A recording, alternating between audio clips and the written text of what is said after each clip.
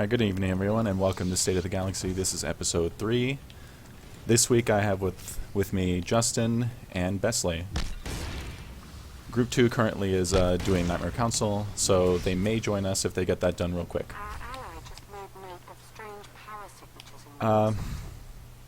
Besley, why don't you introduce yourself for those of because you've been gone for a while. Regular viewers may not know you. I am Besley. I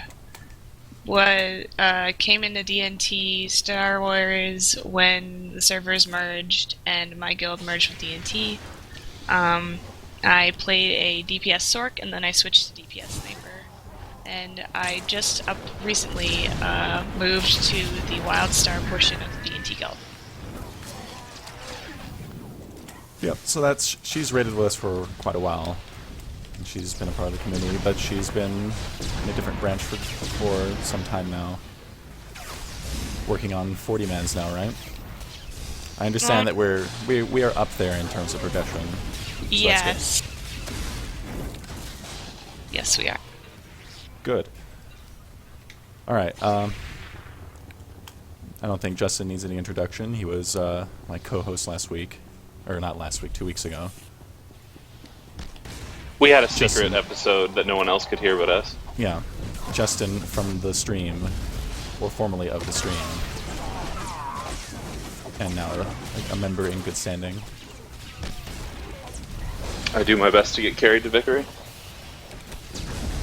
Everybody gets carried sometime. I'm gonna quote that for the rest of my life. Rom gets carried at some point in time. I was carried. No. My time being carried is over. Like,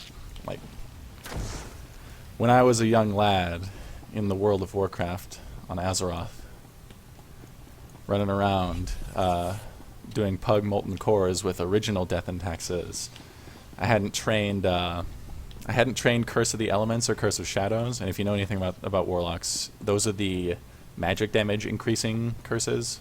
So they're big time raid utility basically.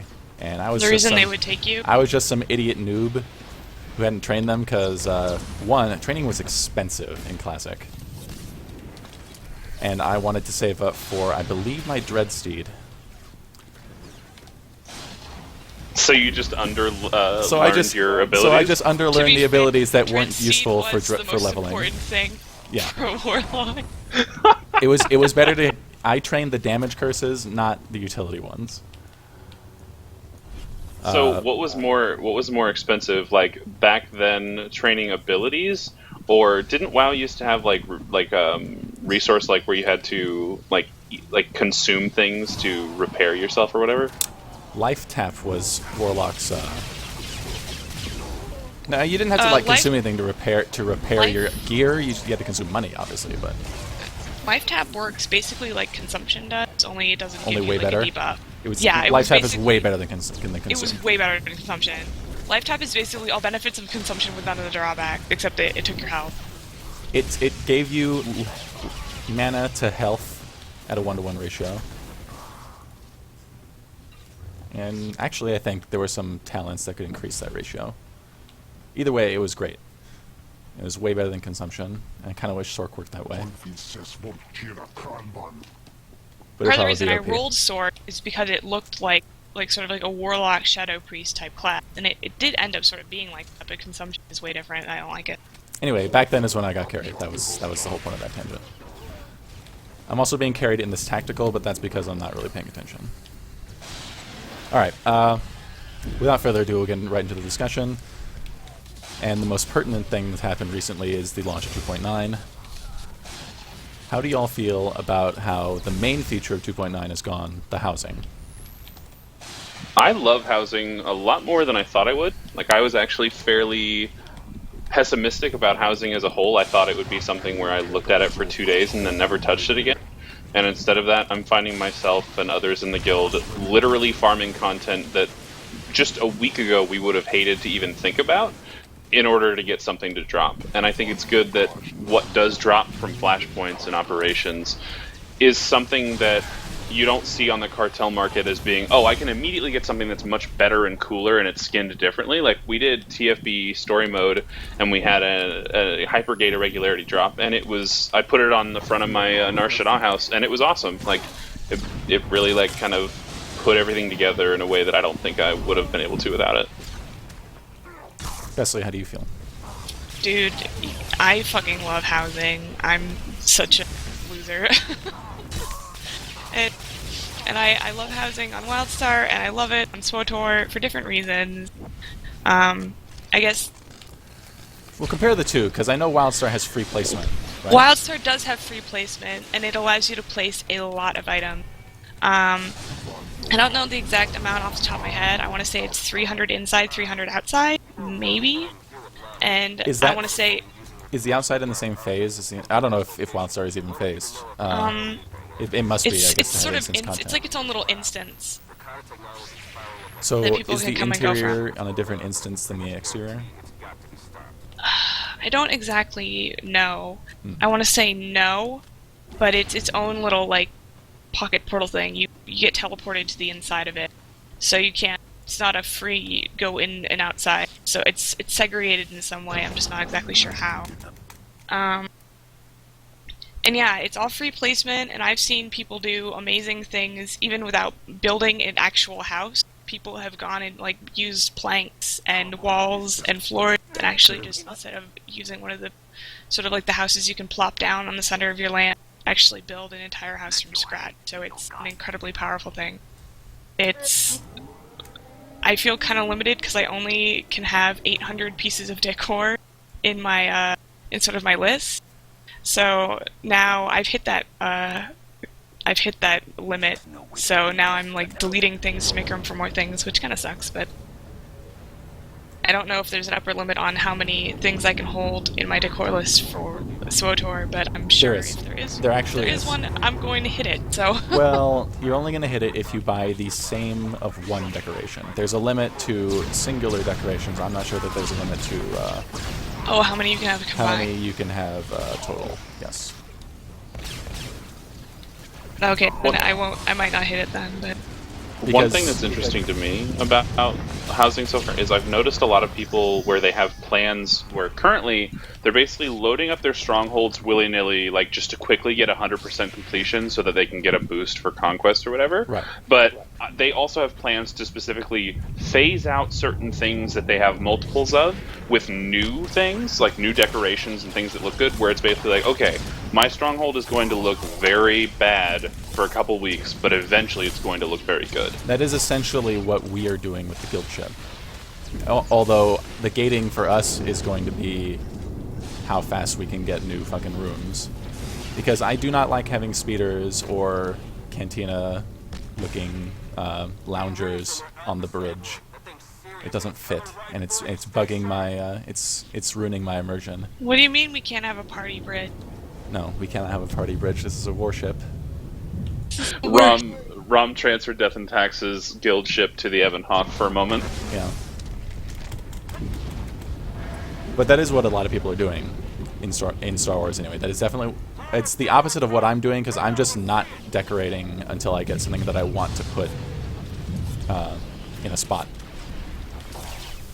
I think the way I feel about housing is I'm generally for it. I mean, I tried it on the PTS and I liked it then.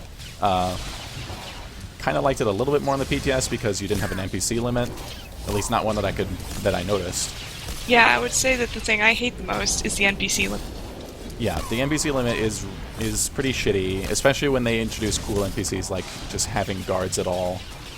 I really like the Imperial Trooper armor and shit like that. Because I can plop down literally every single one of my mounts if I want to, across all of my characters, but I can't show off all my pets, and that's a real bummer. Well, I mean, and they said it was a thing, performance thing, and I get that, but it still sucks. well, it's a performance thing, absolutely, but I feel like it's a performance thing based on a choice they made. Like, for instance, if you put a pet down, the way they have it set up is that the pet will sort of like move in its static place and it will make sounds, whereas before, if you have your pet out on your character, if you click on your pet, it'll make the sound. And I feel like they could have made pets static items instead of like actual NPCs. Yeah, and what you if would they have made, made it like- where there wouldn't be a limit. So basically, they're trading off. You can hear your little Kowakian monkey lizard, but you can only have 25 things that are NPCs now, as opposed to this will basically just be static, and you can have 1,000,000 of them. Yeah, and I get that it's probably like a drag and drop affair of some sort, that they're just plopping the... They're popping the actual model, like the Imperial Medical actual Droid we model had in down. Dom's corner. That's like Yes. a real vendor. Yeah, exactly. That's my point. Which is is that it's just... It's cool in one sense that it's a real thing, that it's not just a And when I don't yeah, know, when a you're placeholder. when you're walking through your house and you're getting to the area where your mounts are, when it brings those mounts up, you can hear like the mounting sound because it's literally just it's dynamically the mount. loading. Yeah. Well, it's And- not just that. Like it's not even loaded until you get near it, which is Well, yeah, weird. that, but also that it plays the mount up sound and it does the mount up animation. So Yeah, I mean, it's it seems literally that they they're literally recycled some using assets the there. models. It's not anything special or new. And I think if they had perhaps removed sort of the NPC-ness from the pets, that it would be easier, I suppose. That's like a.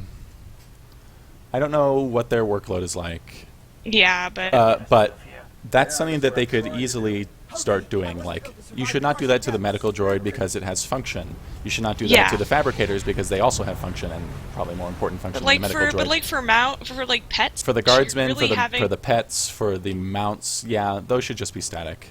they don't really need to be moving or doing anything funny because let's be honest, if you're gonna just like plop every single one of your pets down in an area, nobody's gonna give two shits what they're all doing. Yes. It's just for bragging rights. Well, I mean, and another thing I think is kind of interesting is that I know people, before housing was fully announced with what all the details were going to be, people were going and saying, well, if it's instance, I don't care, no one's going to care.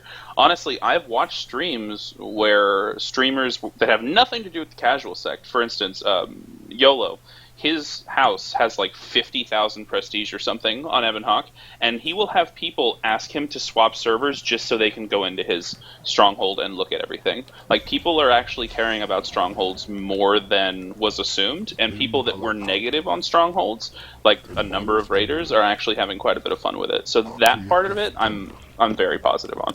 I never thought that it was going to be quite a disaster or anything. It was. I knew it was going to be successful. Definitely more successful than GSF. I just don't know how long it's going to be a success for. Let's talk about. Let's get a little bit into the nitty gritty. Let's talk about acquisition of decorations. How do you feel that they've? How do you feel about the way they've implemented that? Because I have my own thoughts on this, but I want to hear you.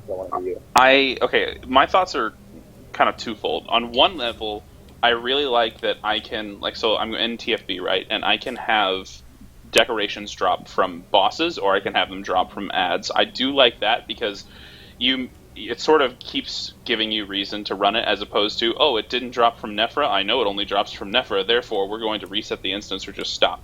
On the other hand, what I don't like is that I can get the same decorations in Nightmare as I do in Story Mode, which, at the moment, there's not a real advantage from a stronghold standpoint, to killing things in a higher difficulty, except for them to say, well, there's a higher chance for you to get it. But if you ran 16-man story mode, I Let me stop you there. imagine... Is that confirmed? Because I have not found that to be true. I haven't... No one has officially confirmed it on a dev basis, but the people that make the guides, quote-unquote, have said that there are higher drop rates for higher difficulties. But how do they know that? I don't know, 'Cause which they'd is the have I to- think problem. that they just assume. I but think I Well, that yeah, that's the I would problem. assume that too, but I guess I've been really lucky, but I've gotten a lot of shit off of story mode flashpoints, like a lot. And And that's good. I've It's never, good that you're getting it, though, by the way. Yeah, but I mean, I don't want to have to run the hard mode and get a group and shit like that. So I guess in that sense, it is good. I just But I don't. think... I don't Go know ahead. that I don't know that there is any reason to conclude that the drop rate is any different between difficulty modes. Even I don't think we have a big enough sample size to that determine too. one We have way or not the run other. a statistically significant number of times. That's true. But I mean, for me, the other thing that I think about is that I don't think that you should be able to get all of the decorations from an operation by doing story mode. I think that there should be a decoration. It could be hard, it could be Nightmare, it doesn't have to be Nightmare. I would like there to be a reason to run older content on harder modes than story. And at the moment, there's not actually a reason where it's like you have to have it in order to get this decoration. Because at the moment, if you do hard content in this game, you have a trophy with a different color border, and that's it. Well, it's bigger. Yeah, I don't like that. I said this on the PTS stream, in fact. I'm not the biggest fan of the trophy system, like at all. I like as- trophies because they bring up my house completion. Otherwise, not. Yeah, that's the one good thing. And getting a decoration per boss is probably better than getting one unique thing for finishing the instance in X mode. Well, I don't know if it's better, but it's decent. I just don't, I don't know. They're boring to me. They reflect things that aren't there. Like, if you go to a Nar Shaddaa stronghold and look real close at the reflection, you can see the reflection is of the promenade and not your apartment. The reflections in this game have always been like that, though. Yeah, which means they just Yeah, shouldn't they've do been them. they've been stock reflections to make it from far away look very good, but up close it's like an inaccurate portrayal. Yeah, I mean, I don't know. They should just not do them. It doesn't Yeah, matter. if Yeah. you're not, the reflections aren't going to be dynamic, then don't do. Well, it's kind of like in movies when directors do close-ups of characters when they're looking at something specific, how what you're seeing in their eyes is not the same thing as what they're supposed to be looking at, and it's kind of jarring for people that actually notice it. But for every person who does that, like you, me, and Besley, there are going to be people who actually just think it's a nice shimmery reflection, and they never actually check it and look closer. Yeah. I was only looking at it because I was just, getting real close and inspecting. So that's probably true. The Drummond Cost one, now that I'm looking at it real close, looks to be a reflection of the windows. I can't really tell. So that's not as bad as Nar Shaddaa, where it's a different Also- location Yeah, entirely. if you're, to be fair, if you're going to fake a reflection in that way, at least sort of have it reflect something. Like, if it's going to be the promenade, okay, but don't have a person in it. That's really sloppy. Yeah. Yeah, and I guess the only other negative thing I have about the trophies, because I don't want to malign it to death, is that, well, it's twofold. It looks like I'm in the middle of a Mario 64 room where I'm just about to does. jump into a level, which God, it does. reminds me, by the way, it reminds me of an idea that would be pretty cool. What if you could go, put these on your guild ship, right? Let's say you have your Nightmare Brontes trophy up, and let's say that you could have a raid group. You have the raid leader jump into the portrait, and then your group gets to basically, relive the content without doing the other bosses, and just kill Brontes. You don't get loot; you just get to do it. It's like reliving what you've already done. I think that would have been kind of cool, but also way too much to implement. Yeah. But I think, the yeah. other thing about the trophies that maybe I don't like, so there's this little animation on the trophies where it's like a digitized pixel that sort of slides down at a weird rate. And it just sort of reminds me of how stupid it is that it's a static image, because it's like you're trying to tell me that it's a digital sort of quasi screen, yet you're not having the model move at all. It's like, why are you having the digitizing effect on it at all? That's true. That's another part of the thing that bugs me about it. They could have it move, because there's support for dynamic textures on static objects. Lots of static objects in your apartment right now have that. I'm looking at one right now. But having the models not move, or having the models move, would probably be a lot more work than they're looking for. I think the trophies were designed to be both quick and easy to make. Take a screenshot of the boss doing something cool, or even just not doing anything, and put the JPEG in the model, and you're done. I agree, but I will say this: what I was very impressed with Housing on is that this game is maligned quite a bit for the way that the servers work or do not work efficiently. And Strongholds, when you load into it, A, the loading screen is fast, but B, you can actually, when you're on the outside of the balcony, you can actually see a number of your decorations loaded in in other rooms, and it's Well, they kind should of be. impressive. Well, of course, but it's impressive how things do not lag in your stronghold. Like, for me at all. And with the amount of things that you can have in other people's strongholds, I was expecting a lot more stuttering and a lot more server instability. And I got none of that. And I'm really servers have been holding up since Strongholds launched. I wonder if it would have been worse if they hadn't capped NPCs. It probably would have been. I don't know. I mean, before they put the cap on in the PTS, I did not notice any performance issues. There were like UI bugs and shit like that, but nothing as far as performance goes. But we got to remember, there for a little while in the PTS, part of why you may not have seen performance issues is that they had a sign-in queue on the PTS for a couple days, and they never really said why that was the thing. That. I forgot about that. That may have been part of it. I don't know. But yeah, overall, I'm actually quite happy about housing, and I think it may fit into the regular side of the game more than GSF, because it's obviously it's a grind thing where it's like you will do this, but honestly, like, I'm not really noticing much annoyance about it. If anything, it's just like, hell, there's nothing to do. Let's go farm Red Reaper, like, as opposed to let's run around on Fleet for 3 hours. Well, the benefit there for the game is that people don't say, I'm going to go play something else. Well, they're less likely to say it. If that makes any sense. Because when I'm running around in the Fleet for 10 minutes, and I'm just talking to people on Mumble, eventually I'll get tired of it, and I'll say, I'm going to go play Dota, or whatever.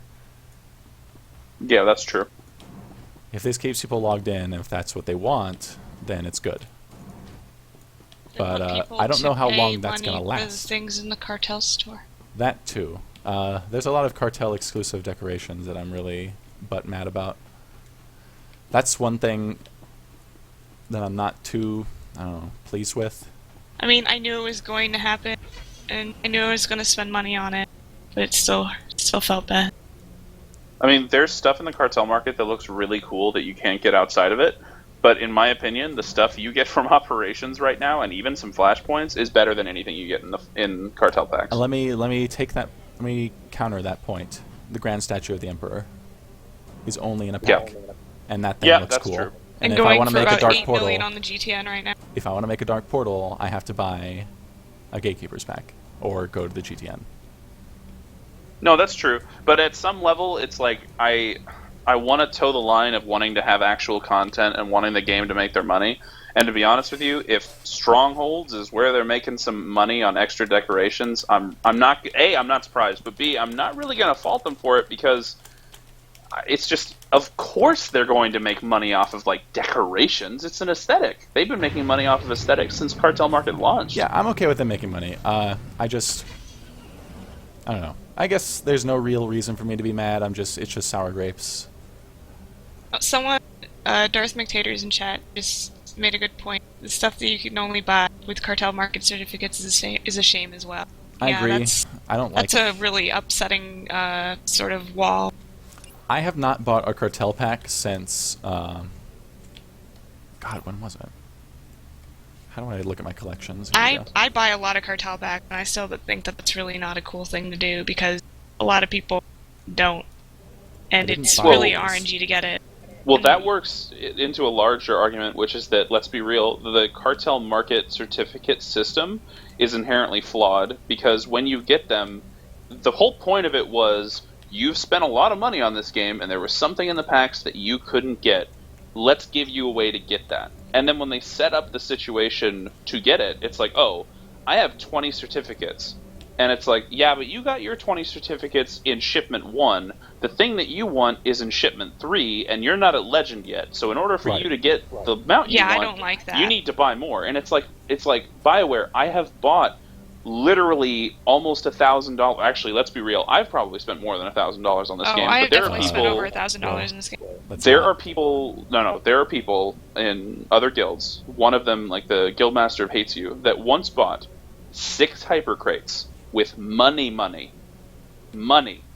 and got no walker. And the idea that someone like that wouldn't have some way of being able to guarantee getting that one thing, even if he couldn't sell it and it had to be a personal, like, unlock, like in when you get a cartel market certificate item, The idea that that's not an automatic in this way that they do certificates, to me, makes certificates dumb.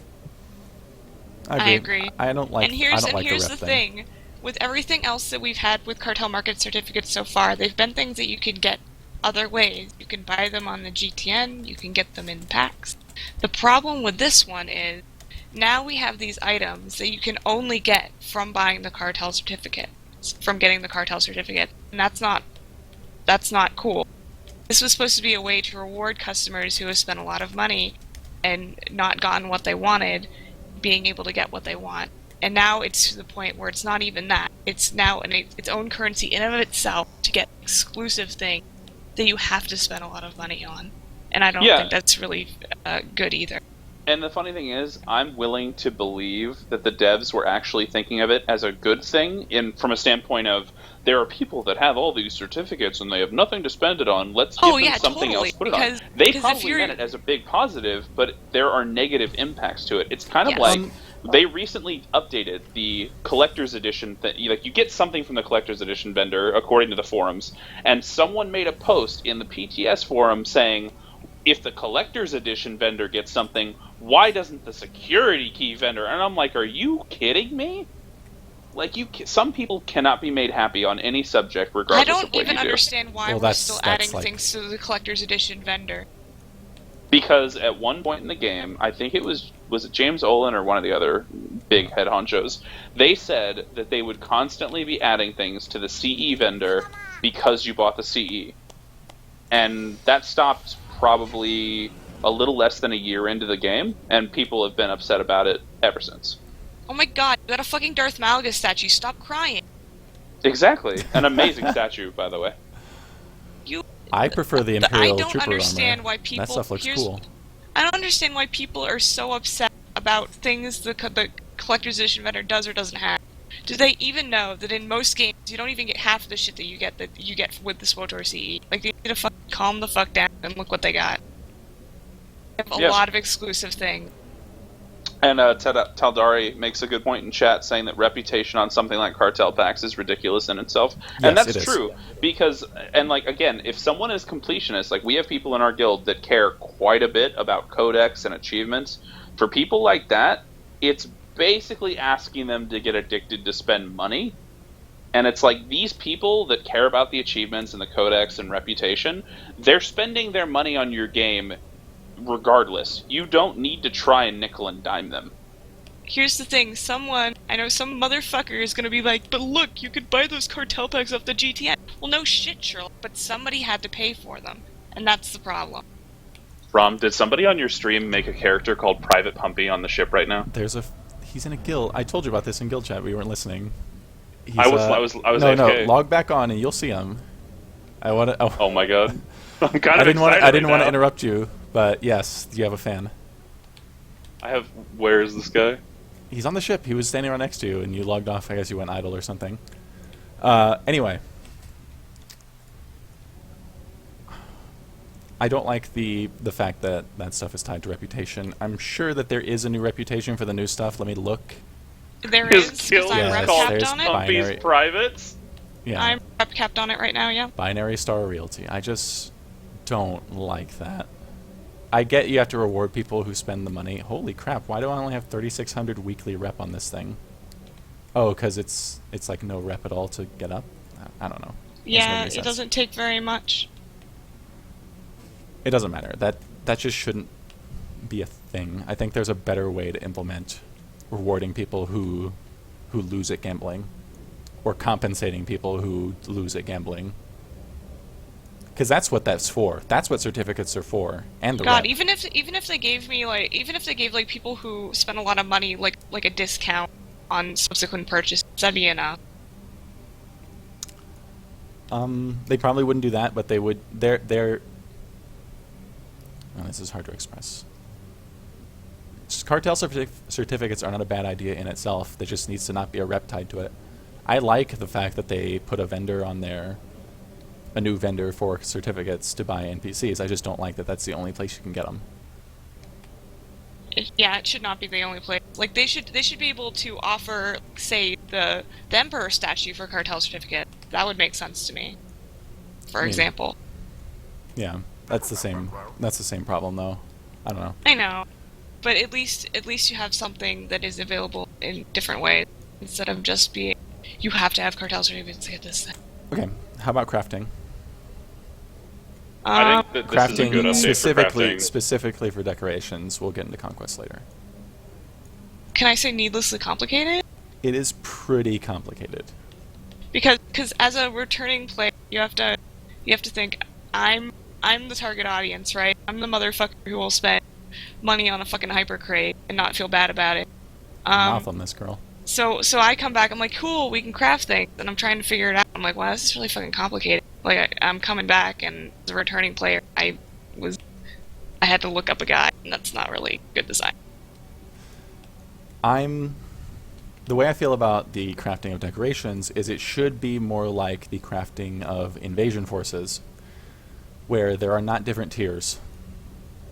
Like, I don't think Mark 1, 2, and 3 should be a thing. It should all be the same thing. And they should all, like, you should be able to make you should be able to make an industrial prefab out of grades 2 and 3, or 3 and 4, or 4 and 5, or whatever the hell the breakdowns are now, and they should just make the same item, and they should buy all the same things. The way invasion forces work. Just to get rid of all that shit. Yeah, I was gonna say the reason that they did it is because obviously they want people to fucking use their old maps that are just sitting not. Like, do you think alien data cubes would have been fucking used ever again had they not put them in? Exactly. Of course not. But using old mats is all well and good. Except now I need those old mats if I want specific things. Yes. It's not the same. It's not the same with the invasion force where I can craft it from anything practically, anything that I have just laying around, and it'll be fine. It doesn't matter what grade of material it is. What I don't know if I don't like it. Maybe I just think that it's been poorly explained. Okay, if you want to do a universal prefab kit, you need an industrial prefab kit, a synthetic prefab kit, a fabricator crystal, and a fabricator design. Those 4 things to make that one thing are then made out of, like, for instance, randomly, I'll just name stuff, 10 underworld metals, 2 underworld metals, then 10 investigation mats, and then you just sort of funnel it into the industrial prefab kit, and then you do it for the next synthetic for different mats. And it's like, I get they want to use old mats. I get that they want to have different crafting professions be more efficient and more, I guess, valuable, because there were some crafting professions that were pointless up until now. But they have seriously created way too many middlemen in crafting in this situation. And I don't know if it's overly complicated in order to make the economy more strained because there's so much money in the economy right now, or if it's literally just they thought this was the best way to go about it. I can think of 2 ways that you can be, as a player, but the money doesn't really screwed get and not out of the self-sufficient economy this way. Because the problem is, hands. Well, you have to gather, because all the decorations cost secondary gathering materials, meaning none of the stuff you can just pick up in the world. All of it costs secondary stuff, like investigation. Oh yeah, good point. Stuff like that. I'm okay with crafting universal prefabs, except for the fact that it needs crystals and designs, which only exist to get rid of slicing mats and fabrics. That's the only reason they exist. Well, yeah. Because fabrics and slicing mats are not used in anything else. Like, I don't know. I thought that, like, architect crafting was bad enough for WildStar, but I feel, like, really blessed now. I'm like, wow, this is actually really easy to understand. Even if the RNG is really bad and you're some sort of fucking crafting idiot who can't craft a table the same way twice, at least it's simple. I would say that it is a little overcomplicated. It's not to the point that it's annoying to me. I understand it. I wish there was a better way to... looked at it, I was like, okay, but like, for someone just coming in and not knowing a fucking thing about it, they're just like, oh, what? I wish there was a better way... Okay, go ahead. I just linked a chart that explains how complex the crafting is in strongholds, and when you see how many things are used by how many different professions, it's kind of like, what? It's just like, it is not something that is like at all like relayed by the devs to be understood. Like, the only people that figure this stuff out are the people who make their living or their lives off of figuring these things out, and that's great. And I'm glad we have those people in the community of Star Wars. But far too often, I'm finding things that are made by the devs that are supposed to be for casuals that are not designed in ways that make sense to casuals. Yeah, I was just gonna say. Well, it doesn't make sense. This is supposed to be like this is like Barbie's dream house. Only Barbie is like putting together an IKEA catalog. I'm okay with the complexity. It's not too casual friendly, because just eyeballing the way it works right now, if you want to be self-sufficient and make your own decorations, you need bare minimum 3 characters. You need a synth weaver with archaeology and underworld trading for fabrics and metals and synthetic prefabs. Then you need you would probably want a cybertech for industrial prefabs, and you probably want that character to be slicing. And honestly, I actually don't know. Do the cybertech industrial prefabs, do they take underworld metal or anything else? If it only takes, if it takes, yeah, I could look at that. Look at the graph. If it takes underworld metals, then you could probably be self-sufficient with 2, which would be really surprising to me. Are you talking about cybertech for the universal prefab kits? You would need synthweaving and cybertech, I think. I think that's the least effort possible to be self-sufficient if you were to start right now. Yeah, that's correct. I'm looking at the chart, and it does look like that is the most efficient way to do it.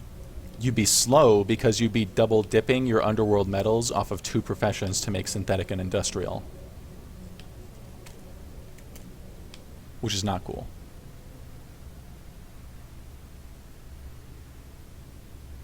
Where are the industrial prefabs here? How do you know where to make these? Oh, on the where? Okay, where yeah, it does cost underworld metals. So I was right about that. You would be slow, but you would be self-sufficient with 2 characters, so not 3. I guess that's all right. I thought it was going to be bare minimum 3 because I didn't know cybertech used underworld metals too. That's not that bad. Still, it is time-consuming. Yeah, I do like that it gives... I don't know how... See, here's the real thing. I'm not sure how long it will be sustainable, but at the moment, I do appreciate that the devs clearly have made a system where crafters have a bigger impact on the overall game. Because in other games, I know crafting is a bigger deal, and up until now in Star Wars, crafting is kind of a casual, like, hypothetical exercise where either you do hard modes to get like gear drops to reverse engineer and make a lot of money for your guild or for yourself, or you make pointless custom lightsabers that everyone else has the schematic for and you make no money. And I feel like now there's at least different ways for the economy to be pushed forward in crafting. I'm okay with that. Crew skills were pretty useless before, so yes, that is a big win for this patch, that they're not all useless. They could still use a rebalance. There are still some crew skills that are much better than others, and we'll get into that with Conquests, because it's a more egregious example. Let's see. What were you going to say, Vesely, before we move on? I can't remember. All right, if it comes to you, let me know. Let's talk about the only practical effects of 2.9. And when I mean practical effects, I mean shit that we would remotely care about. Orbital support and capital ship summons. Speaking from my perspective, capital ship summons are pretty damn cool, and we've already come up with some pretty good uses for them. Easily, it's my favorite part of the patch in terms of how it affects the actual game. Like, capital ship summons make, like, Can I say how we're using it, Rom? Do you care? I mean, not before we get all we want out of it. No, I'll say it like this in a way that won't like spoil it. There are things I am very bad at this game at, and Capital Ship Summons lets me circumvent that in a way where people don't have to wait hours for me to do something correctly, and it's amazing for that. It is amazing. It also helps alts quite a bit. For the low price of 20,000 credits. The buffs are insane, by the way. Like, you go on a planet where the ship is, and like my health on my Marauder with the buffs is like that of a Juggernaut tank at 186 gear levels. I have like 43,500 health. No, I'll show that to the stream. It's absurd. Like, first of all, I don't even need 41,000 health, but having 43,000 health with optimized mods is hilarious. I'm at 38,952 health on my Sorcerer. I'm going to port to Grent.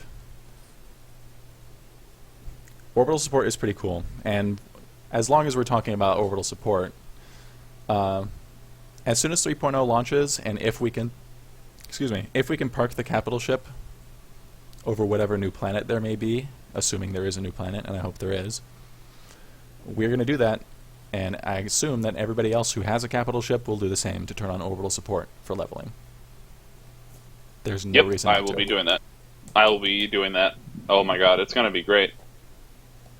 I haven't noticed a damage increase. I think it's just health, because I didn't see my bonus damage go up, and I didn't see my primary weapon damage go up either. I'm assuming it was just an increase of health. That's not what it's supposed to be, because it's supposed to be a damage, healing, survivability, and health. And yeah, now I have 408,880. 408,80. Talking's hard. Well, and, you know, as much as I like the buff, we were talking about this earlier, and I've noticed, like, we already have said multiple times that Star Wars is sort of catered to casuals, and it's been since pretty much the inception of the game. But it feels like they are hardcore pre-nerfing things that don't need to be nerfed. Like, story quests have already been nerfed to hell, and in the last patch, they nerfed more story quests, and planets that are not really... Yeah, but, like, also, they nerfed the Trooper storyline, they nerfed the Consular storyline in ways that they've already been nerfed multiple times in the past in this game, and I kind of worry that when the next content comes out, it's already going to be neutered, and you're going to have this buff. You know what I think? Do you mean raid content? Because I don't think they're going to give a raid buff to... No, not raid content. I mean leveling from 55 to new level cap. My concern is not that it's going to be easy, which, I mean, that leveling is never hard. I don't think I've ever played a game where leveling was hard. Or not an MMO, anyway.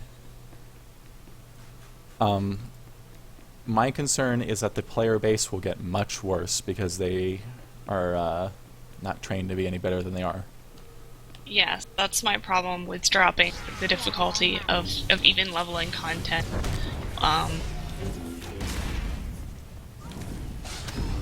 Go on. How are you supposed to learn if the game doesn't teach you? Well, I can take it back to my first character. I can give you two specific instances where the game was hard enough to where I had to learn, and then once I learned, I didn't die again. And, like, for instance, the end of Chapter 1 of the Jedi Knight story, you had to interrupt something, and if you did not interrupt it, it would eat you up. Like, you would get, like, killed within, like, 3 to 5 globals, and I died to it multiple times. This is, like, my first character, my first MMO. I'd never played Star Wars before. Once I learned I had to interrupt it, I pressed the interrupt button, and then I stopped dying to stuff. But now, like, with legacy buffs, heroic moments, with them nerfing the content, with them making the damage on the channeled ability nerfed, you don't have to interrupt it anymore. You can live through it, you can heroic moment it, and you have no problems. And I feel like it's something that, on a larger scale, like, people don't understand that the game wasn't quote-unquote hard. It was never hardcore. But back in the day, when something said Heroic 4, you usually needed 2 people for it, at least. Even if it was at gear level, or at level. Now, if you have a companion like Treek or HK, you solo the entire thing, because everything has just been nerfed so hard. I've never managed to solo a Heroic 4. Not a properly... I don't know. Heroic 4s are still pretty difficult, and I don't think I can solo them on my sniper anyway. Maybe on a tank class. Heroic 2s, definitely, though. I've never... The only Heroic 2s that kill me are the ones that are, like, on Mekeb, and that are designed in such a way that you cannot be in two places at once and hit two buttons, or you die. Shit like that. Which it actually ends up being more annoying than anything else, really. Yeah, it really chaps my ass. You can't solo Aurora Cannon, or it's difficult to Yeah, Aurora Cannons is a perfect example. I hate that damn quest, and I hate that I need it for the weekly, and that I'm never going to be rep cap because I don't want to go out there because nobody else is out there. So I'll never do Aurora Cannon. And originally, it was you could do it with like 2 or 3, and then they changed the way that the final puzzle works to where you absolutely needed 4. Although there's a way that server lag works where you can actually do it with 3, but they clearly don't intend it, and it's just like, why do you want us to do this with 4 people on content that matters so little? Like, you can go into EV with 2 or 3 people and do story mode 8-man with no problem at current gear levels, but I still have to have an entire party for Aurora Cannon or long shots on pub side? It's stupid to me. The bigger... That rep was introduced after Section X was already a non-factor, which is the bigger problem. So maybe I've probably done Aurora Cannon plenty of times, but it was before the rep came out, so I never got credit for it. Not really. I got money. Big deal. I don't know. That's just a real big pet peeve of mine. But other than that, I do like the practical effects of this patch. What little there are, unfortunately. We're going to move on to Conquest now. Justin, how do you feel Conquests are going? So before I answer that, there is Because you've Darth done some McTaters research. asked. Yes, I have. All right, Darth McTaters did ask a good question at the start, and I promised I'd answer it. He asked if our guild was trying to top Conquest or if we're taking it casually. I think it's pretty safe to say that we're not taking it seriously, but we are trying to make sure that we are top 10 this week. I don't know if that's going to be the plan in the future, but it's looking like we're going to be able to be top 10, and that's kind of the basic goal. Yeah. I chose to invade Voss on the GM if people are unaware. So I chose to invade Voss, one, because let's look at Alderaan. Sith United, Jawa Rights Activists, Empire, and Empire of Ta are all gigantic guilds on this server. And as you can see, Alderaan has a much higher average score. Jawa Rights Activists is over 1 million points ahead of the number 2. We were never going to place number 1 on any of these planets, but we were not going to place top 10 either, especially on Alderaan. The points on this planet are outrageous. Mekeb was the other choice that had a bunch of other huge guilds. You can see that, in fact, Mekeb has two guilds who are higher than the number 1 on Alderaan, but there's a much wider range. Like number 1 and 2 are 6.3 and 6.6 million. 9 and 10 are 808 and 709,000, which is doable, and we would be beating them if we were on that planet. But we chose Voss. It has the least amount of bonus points, but it also had these smaller guilds, except for Republic of Ta, which I cannot believe they're not beating University of Coruscant. That must be like recently recruited a ton of people. But what's basically happening is what I predicted. Gigantic guilds will dominate this event. And they will dominate it until the end of time, until it changes.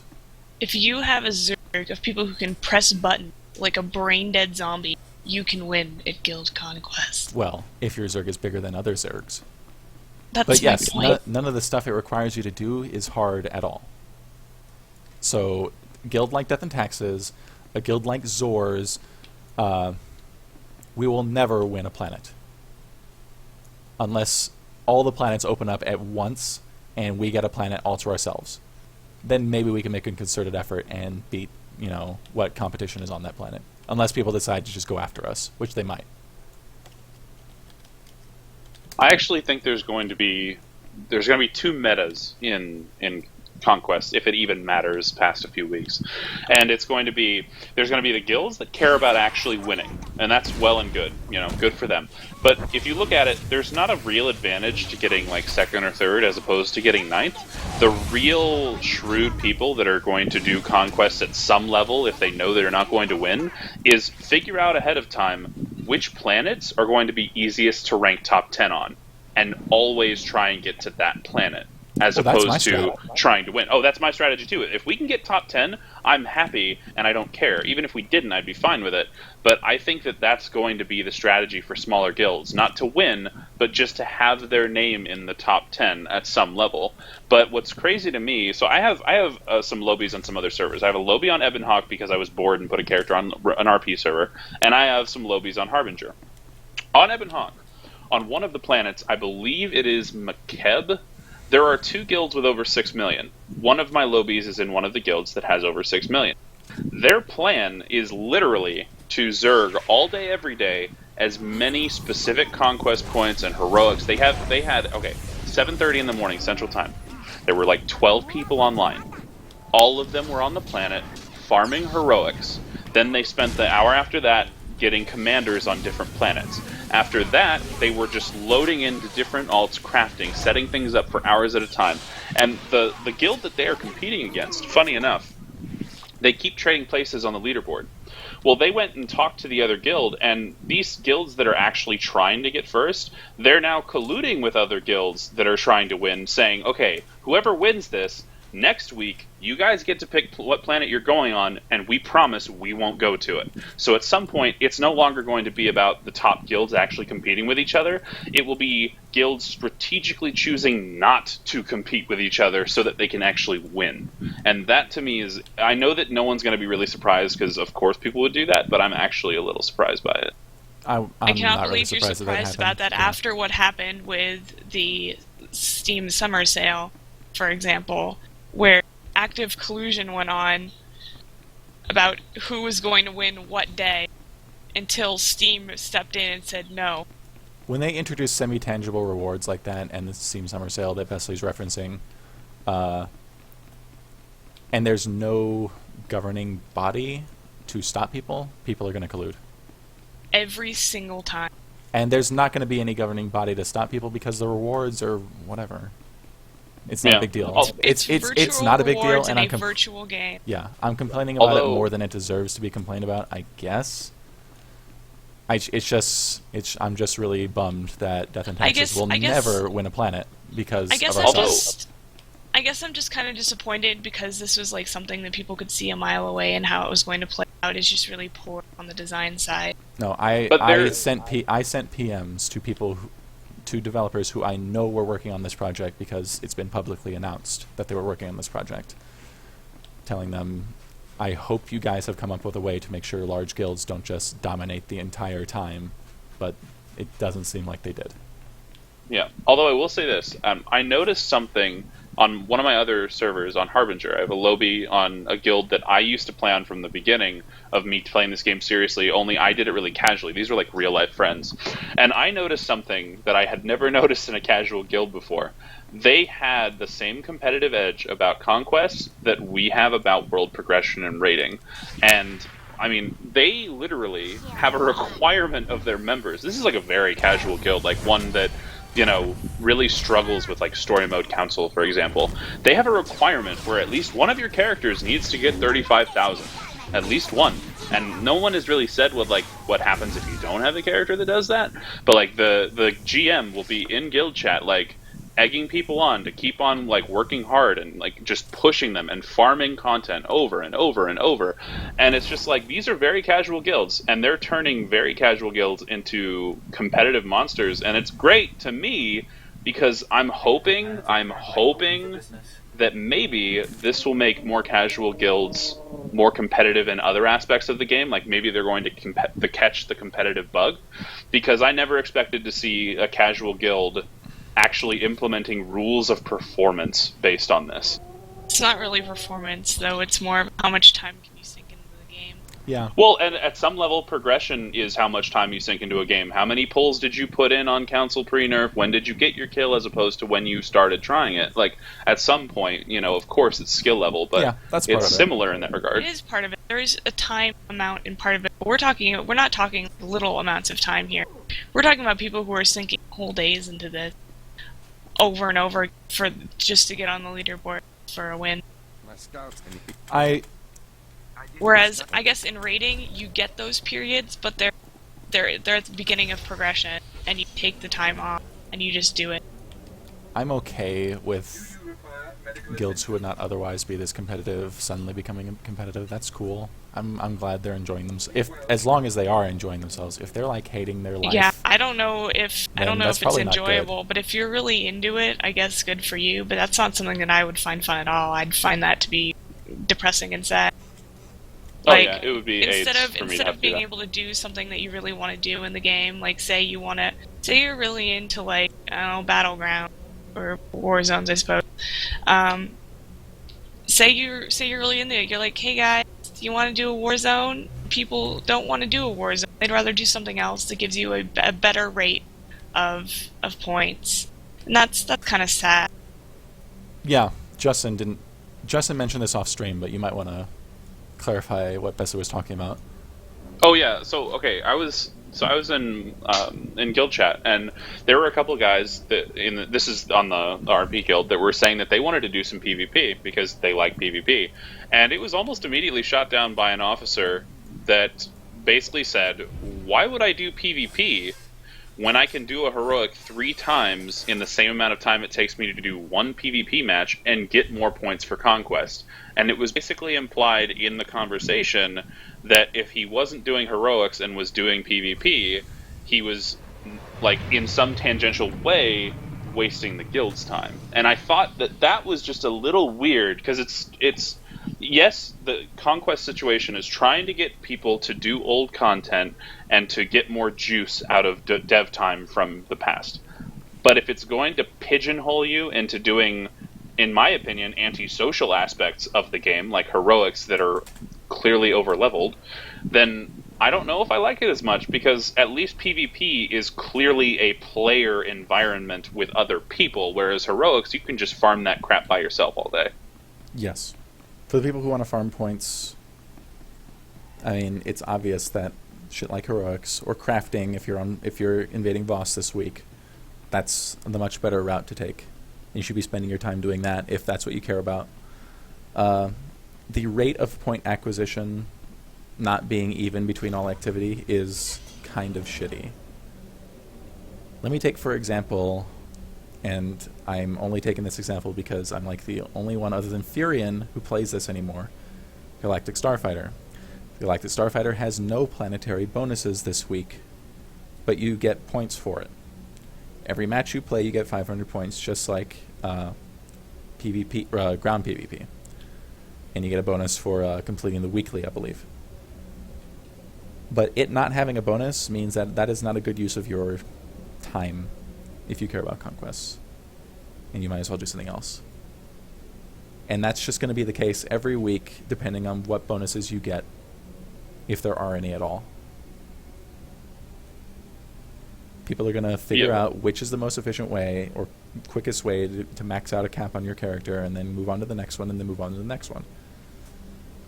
I don't know. I would be okay with it if they did it in a specific way to where each conquest week has a theme. For instance, let's say next week, all of the planets have some sort of PvP boost in them. And then the week after that, it's GSF. The week after that, it's operations. Like, that would be cool to me, because at least you're cycling content. But if it's basically the same concept every week, just targeted at different planets, I'm not really a big fan. Yeah, I don't think I am either. I think people are really into it now. I bet they won't be as into it in like a month or a month and a half. But I don't think that that's going to change the big guilds will always win problem. Maybe it will. Maybe people will just say, all right, I'm done. I'm going to quit until the expansion. And then maybe we can squeak in a win. assuming a lot of planets open up. But I don't know how much legs this event has. Or it's not really an event; it's like a permanent feature now. Yeah, and there are weird things that are happening in guilds across different servers, and there's a progression guild on Harbinger called Yes, and they've killed Council, so they are a relevant guild. And I don't know if they did this 100% because of Conquest, so I could be partially wrong here, but they started Zerg inviting people on Korriban and on Ord Mantell or Hutta, I believe, to the point where at one point in time there were 95 people online in guild on Yes. And like, that's fucked you're up. basically changing the entire makeup of a guild, and at some point I wonder, and I said this in chat, I wonder how many guilds are going to have their makeup or their concept change to the point of where they will fall apart in a very short time period just because they can't handle the influx of new drama and new identities and new ideas. I don't know that necessarily precipitates the guild falling apart, as long as you can Zerg recruit like that. If you really want to and you really don't care about using people, and you don't care about your guild chat turning into crap, you can do that as long as you keep stuff segregated. You know what I mean? Because the people you Zerg recruit, you basically have to make them second-class guildies. And, you know, they can contribute their points or not contribute their points. It doesn't matter. You recruited them. They're there to give you points. They're not there to be in Mumble, to hang out, to chat. In fact, you could probably just give them no guild chat privileges if you were really a jerk about it. Yeah, I don't know that they would. You're almost taking away the point, because just like you're requiring, in order for the guild to keep its identity, you're basically required to be a dick about it. Like, join our guild so that you can help us out. But by the way, you get no advantages of being in our guild, except you get to carry our guild tag that's going to be watered down by 500 other people. Well, you get the XP and rep boost. That's about it. Oh, that's sweet action. You get to wear the tag of a guild that you probably weren't going to be in otherwise. And give us points, please, else get out. That's the best way to win conquests, other than just by having a large guild in the first place.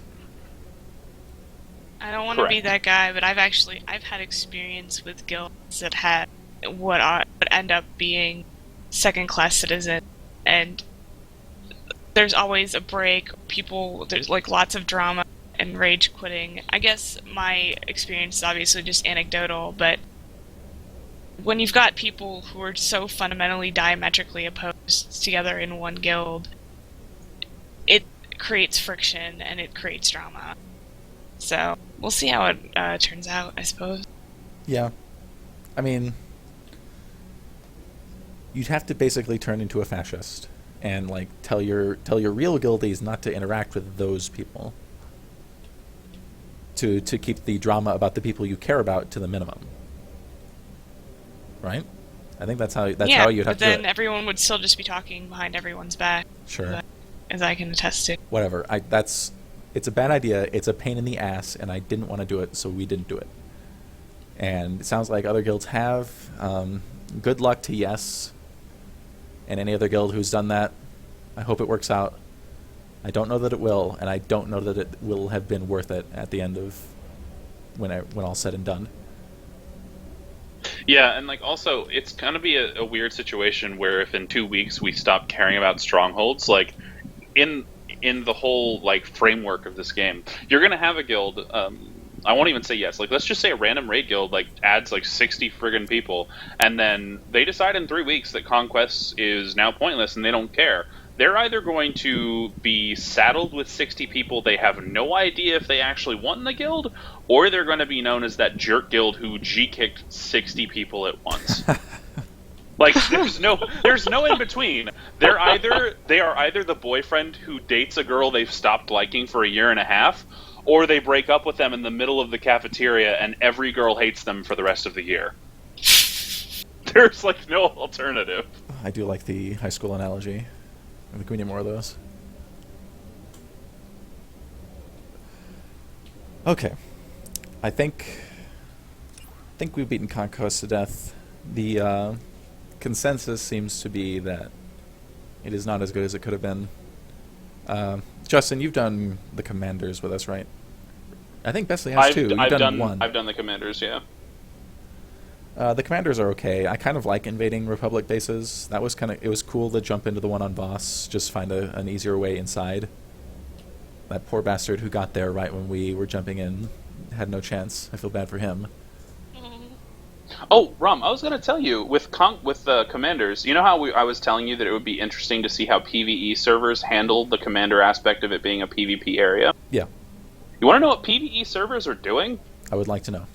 They are pulling the Commander and line of sighting it out of the PvP area to where they get to be in a PvE zone.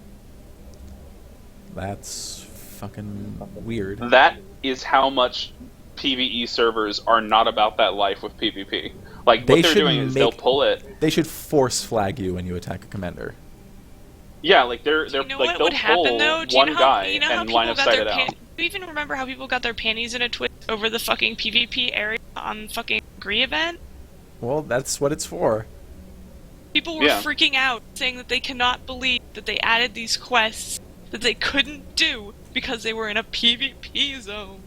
I don't even PvP and I got them done. They're easy. And I'm on a PvP server. No excuse. They were literally threads upon threads upon threads about this. Shit you not. People no, I know. completely I believe upset it. that they had I've to seen step the threads. foot and get PvP flagged. The real problem with it, though, is like the people on the PvE servers don't have to do that because there's no motivation to defend your commander. Except to be a dick. Yeah. Which is fine, because it's a PvP zone, but that's basically the only motivating factor, is to be a dick. Honestly, we haven't run into very much PvP at all. Like, that one guy that we ganked was it. And I think we got into a fight at the Olgo Siegebreaker. That's it. Part of that is that Pubside on Pot 5 is dead. There's like 2 guilds that exist on Pot 5 that are Pubside, and then everyone else just either re-rolled Imp or left for Harbinger. That's true. Severity's dead now, so there's no raiding over there. Yeah. Hell, our Pubside alt group that drunkenly raids DP Nightmare occasionally, we are officially the biggest progression guild on Pubside so now. upsetting. Although, no, actually, there's good news on this front. YOLO and some other people are making a Pubside Pot 5 raid group, and it's basically going to be, quote-unquote, imagine if there was a Pubside supergroup, that's what it's going to be. So that'll be fun, and hopefully it lasts till next tier so that there's more Pubside competition. But until that thing is official, Pubside's basically nothing on Pot 5. I don't put a lot of stock into this talk of making supergroups, because every time it happens, it doesn't last for more than, like, a couple weeks. That's just the way it always ends up. And you can take that as shots fired if you want to, but I don't know. Doesn't seem like people ever want to stick it out. I don't know if it's shots fired. I think that it's got potential because the majority of the people in it either were in Severity or were in Proper Villains / UWA with YOLO. So I think at least there's like longevity at some level between the two. So I think that there's not going to be as much of a personality thing that some supergroups would have. But my only wonder is some of these people are in multiple raid groups. Like, let's say they're in that Pubside supergroup and they're in Zors. When progression comes down to it, are they going to plan around each other's raids, or is someone going to just say, hey, it's progression time, I need to put on my, whatever jersey? Obviously, I can't speculate to that, but I do wonder about that situation. That's one thing. Speaking back to Conquest, that's one thing that I don't think Conquest will be effective with. I don't think it's going to engender any guild loyalty. I think the flagship worked better at doing that. Because people have donated, I mean, you can see me riding around, people have donated decorations, have spent some real money doing that in some cases. Like, donating a Nightmare trophy takes 1 million credits, which is kind of outrageous. Especially when story mode is like, what, 10,000 credits or something? Yeah, I don't know. I haven't looked into donating. Somebody donated some dumb story mode trophy the other day. It's not even up on the wall anywhere as far as I'm aware. But yeah, they're much less expensive. But it is like once you donate a trophy, I think it's gone from your inventory. I'm not sure. No, actually, you buy an extra copy. I think that's how it works. But the Yeah, stuff that it's not. starts out as items, those definitely go directly into the guild, and you don't get them. So I think the people will definitely be less inclined to guild hop around if they put any amount of time into improving their guild's flagship, which Unless- is a good thing. yeah. I think. Yeah, I was gonna say maybe if they don't ever spend money on it, but yeah, if you've invested into it, then you won't. Well, given how expensive and time-consuming it is to unlock rooms in the flagship, yeah, I mean, I would be less inclined to leave if I've contributed to that. Okay. I think we are done with conquests. We've talked about housing. The next thing on the agenda is Forged Alliances, I guess. Y'all have done part 2, I assume. Been to Manon? Yes. I have not. You have not. Have you done the breadcrumb? No, not yet. All right. Well, for your benefit and for the benefit of the people in the stream who haven't done it, this is going to be filled with spoilers, That's okay. which is You fine. gave me the TLDR spoiler Yeah. the other day, so You go into Manon. Lana Beniko meets you there. She tells you Darth Arcus is down in this research lab. Darth Arcus is in there with his Republic equivalent. I believe he's a colonel. And they're in cahoots together because they're both Revenites. So that's basically the direction the story is going. And in my opinion, there's no way in hell that they put in the Revenites as a faction without having Revan be the ultimate boss. Revan's behind it all. Revan's behind it all. Shocker. I don't know. How do y'all feel about yet more Revan? The return of Space Can Hitler. please Space Hitler just 2. let him die? Well, I know Clearly that there not. are people who feel as though Revan is a little overrated because of how well liked he is in just by people. That But would be for me. me, my whole I was gonna thought. say we've got someone in here who, Yeah, who isn't really a Revan fan. It's me. I don't like Revan. Yeah. I think he's stupid. Yeah, but my whole thing is, I liked him enough to where I thought it was stupid if the way Revan goes out is in the Foundry. I always thought that was dumb, because Revan and, even to a larger point, Malgus, is like, these are Flashpoint bosses that in the grand arc of Star Wars as a story are much more important than a frickin' larva that's, made large, like in TFB, or 3 Dreadguard commanders that we've never heard of before. But you're going to tell me that pre-level cap, I can kill Revan, basically, or I could kill Malgus before I have raid gear. It's weird to me, because in the quote-unquote lore, they're extremely powerful, and you're telling me, like, at level 30-something, I'm killing him? So I'm, on one level, I'm happy that he's alive for that. But on another, I hope to God I don't have to fight him in another Flashpoint, because that would feel a little redundant. If I have to encounter him again, I want it to be a raid boss, and I want it to be very difficult. I do not want it to be a tactical Flashpoint fight, which is what I'm afraid it's going to be. I don't think it will be. I think Darth Arcus and the Colonel are going to be in the last Flashpoint. Or at least the last Flashpoint of this 3-part series. Can I just before the say that expansion. Revan's going to be I the boss of the wish- expansion, I think. Yeah, ahead. probably. What I wish is that they never brought him back in the first place.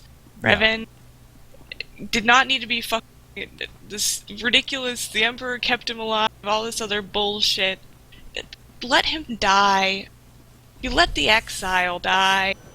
If we were going to be talking about Revan, we should have been talking about Revan's legacy and what's happened to the world after his death. He should not be an active part of it. Full stop. Yeah. And let me say something controversial, because I like doing that. I liked that it seemed like we killed him in the Foundry. I like him going out with a whimper, because fuck him, he sucks. People On like one Revan. hand- People like Revan. Hang on, let me get this point out. People Okay. like Revan because they were Revan. That's it. I would agree. He's a That's tabula why I- rasa. That's why I like Revan. Taldare is actually playing into my point. Those who didn't like Revan didn't play KOTOR 1. I did play KOTOR 1, but I recognize it for being a power fantasy, and I recognize that the only reason I would like Revan is because I played Revan. That's why I think Revan as a character doesn't work in this also. Not just because they should have let him die, and what we have got going on with him is stupid, but he's really not a character that you can make into an NPC because everyone has a very specific idea of what Revan is like. Yes. Like, I know there's a canon Revan, but everyone in their mind played their Revan in a different way. Like everyone played, like in Mass Effect, they played their Shepard in a different way. Yeah. If you were to played make a my Mass Revan Effect Darkseid, and that's not MMO, you would canon. not want to make Shepard an NPC because it would be bad. Because everyone freak has their out. own. People would freak out. This isn't my Shepard. Like, you know what I mean? It just doesn't work. When you have Which- a tabula rasa character, you can't make it an NPC. I am okay. That is a limitation of those kind of player characters, but I like those kind of player characters. I do not like predetermined Oh, I know. characters. I just mean that That's kind of why I cannot get into The Witcher. I don't want to be this weird. I love weird, The Witcher. I recognize it for being a good game. I can't get into it because I just don't like the main character. I mean, it's not that I don't like him; it's that I don't identify with him at all. Well, and the Revan being brought back again and again and beaten like a dead horse kind of goes back into one of my weird issues with Star Wars, which I love it way too much, and I've read a lot of the EU, and I have figurines from when I was like 12. But one You're of my in good issues company, with Star son. Wars, yeah, like, okay, let's talk about the movies for like a second, and this won't be too long of a tangent. When Boba Fett saw his dad die in Episode 2, they did a close-up where they basically closed up on him looking at his father's either decapitated head or helmet without the head. I hope their head wasn't in there at this point. But it sort of made it seem as though you're going to foreshadow a lesser-known character being pulled into fruition into like a bigger overall story. Like, it made you think at the moment that in Episode 3 you'd have a Boba Fett like as part of the plot. I assumed that at some point he would like challenge Mace Windu as an adult. But here's the greater point. Instead of doing a lesser-known character, like, you know what would have been cool if we fought a Flashpoint boss that was a minor character in KOTOR? Instead, we get the, oh god, it's Revan again. And it's sort of emblematic of an issue with Star Wars as a whole, where it's like, we're not going to give you the minor characters that are now made into major players. We're going to give you the little winks and nods at the minor characters, but we're going to bring back Han Solo again. We're going to bring that back. You're not going to get Kyle Katarn, even though it'd be really sweet. You're going to get a 70-year-old Luke Skywalker. And it's because they really like what they know is a success, and they don't want to deviate. Yes, that's a problem with what Lucas did. That is a problem with what this game did. And I can illustrate this. Game I is can only illustrate really this. parroting Lucas. Sure. I can illustrate the problem with this game by just pointing at the screen right now. I am on literally a Star Destroyer by another name. Everything is evocative of the success of the first 3 chronological movies. And real talk, Rom, and this is something that's been really fucking annoying to me. The ships are more technologically advanced and more interesting in prequel material and material that is thousands of years and technologically inferior than it is in the original trilogy. Well, And they keep making the There's ships some fan cooler. theories on that, but I- I Galactic think Dark I'm Age. Galactic I'm Dark aware. I'm aware of the fan theory. There's also an interesting fan theory where time dilation in the universe is why, like, the Star Wars in the original trilogy had shitty technology. Like, I get that. It didn't, though. But just no. I'm saying it was a theory, but Well, no, I mean It's the weird theory is to me- explaining phenomena that is not true. It's just Correct. it was just badly maintained. It doesn't mean that it was. In fact, the Imperial stuff was not badly maintained. It all looked nice. And I bet it performed yeah, very but well. the Imperial ships from like even prequel or even Old Republic times are clearly more interesting and designed in more dynamic ways than ships in regular trilogy era. And it's not like a break my immersion thing.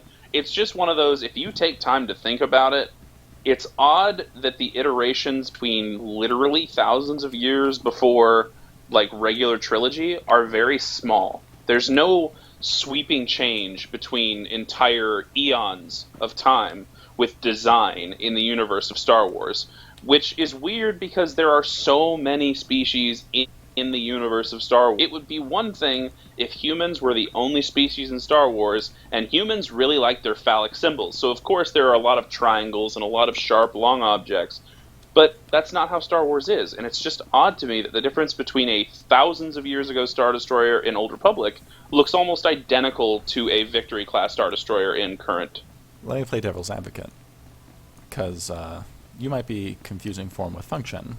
Like, I bet a harrower battle, a harrower, which is what we have now, Dreadnought, would probably die in one volley of turbo laser fire from an ISD, from an Imperial Star Destroyer. Yeah, that's probably accurate. I bet the only improvements are ones of scale. Maybe not of function. Maybe people are just really uncreative in Star Wars, or there's a galactic dark age. The other devil's advocate thing I'll say is, do you remember Black Talon Flashpoint? Way back when, the general says they're building doomsday weapons when you capture him, and he references specifically planetary shielding, which is ubiquitous by the time of the original trilogy, but apparently is not. Like, shields that envelop planets is not a big deal in the original trilogy, like at all. But he references it as a doomsday weapon in this time. So What I'd like to I think the see- technology has improved. It has to have. But yeah.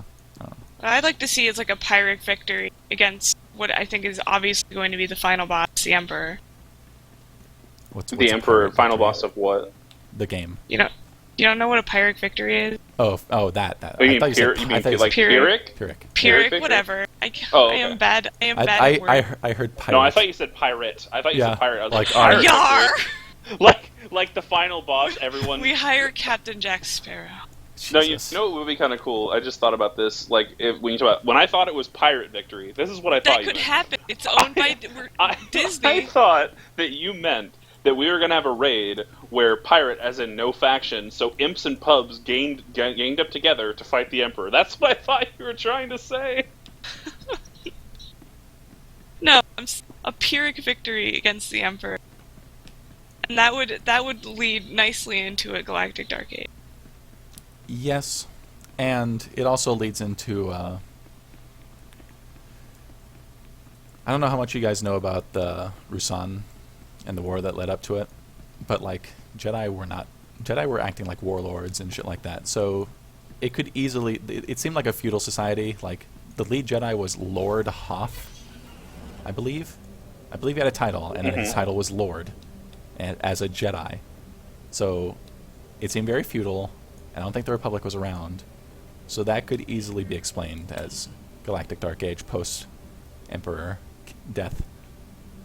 That would also explain partially why the Republic of 3,000 years from now is using Imperial symbology, Imperial-shaped ships, and shit like that.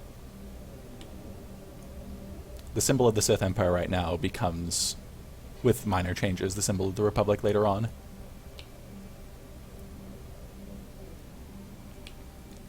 Alright.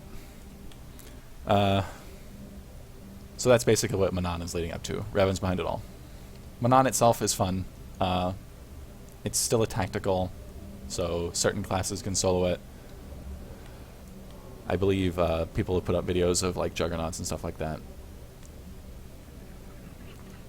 It has some interesting mechanics. I do like the first boss and his entrench breaking stuff and the droids CCing him. He's a little bit annoying to fight, especially on a range class.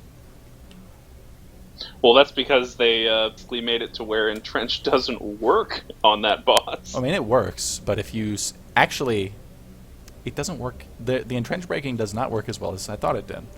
If you sit there and entrench and you eat one of the grapples, it'll take the entrench off. Then you can just get up and sit back down, and you'll have entrench again. Like it'll take the little things that go around your sniper shield off, and then just get up and sit back down, and it's back, and it works. So I'm not quite as impressed as I was going to be. Although what I do like about Manon, it being a tactical aside, I would prefer like an actual Flashpoint. But For me, I'm excited because these mechanics, if this is what they're doing in a tactical, I'm very excited for the potential of the next raid.